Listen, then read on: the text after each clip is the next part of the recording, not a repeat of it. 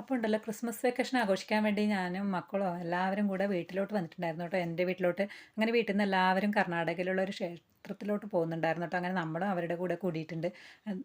മറ്റെവിടെ അല്ല കേട്ടോ, സുബ്രഹ്മണ്യ സ്വാമി ക്ഷേത്രം കാണാൻ വേണ്ടി പോയതാണ് കേട്ടോ. അപ്പോൾ അത് നമ്മൾ രാവിലെ തന്നെ ഇറങ്ങിയിട്ടുണ്ടായിരുന്നു, അമ്പലത്തിലോട്ട് എത്തിയിട്ടുണ്ട്. അപ്പോൾ ഒരുപാട് ആളുകളായിരുന്നു കേട്ടോ. അപ്പോൾ ഭയങ്കര തിരക്കും കാര്യങ്ങളൊക്കെ ആയിരുന്നു. അപ്പോൾ അത് രഥമൊക്കെ മുമ്പിൽ തന്നെ വെച്ചിട്ടുണ്ട്. ഒരു പശുവൊക്കെ അത് റോട്ടിൽ തന്നെ കിടക്കുന്നുണ്ട് കേട്ടോ. അതിന് യാതൊരു കൂസലുമില്ല, അതിനെ മാറിയിട്ടാണ് കേട്ടോ ആൾക്കാരൊക്കെ പോയിക്കൊണ്ടിരിക്കുന്നത്. അപ്പോൾ ഭഗവാനെ കണ്ട് തൊഴുത് കഴിഞ്ഞ ശേഷം നമ്മളിത് നാഗരാജാവിനെ കാണാനായിട്ട് പോയിട്ടുണ്ടായിരുന്നു കേട്ടോ.